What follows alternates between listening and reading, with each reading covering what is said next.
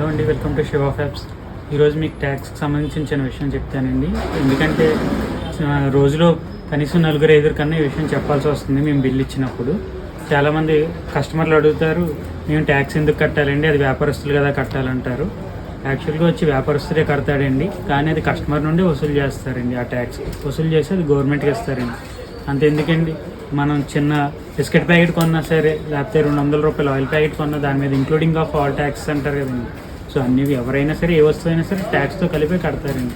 ఇంత ఎక్స్ప్లెయిన్ చేయడం ఇబ్బంది పడతాం కాబట్టి చాలామంది వర్తకులు ఒక్కొక్కసారి వైట్ పేపర్ మీద రాసి ఇచ్చేస్తారండి.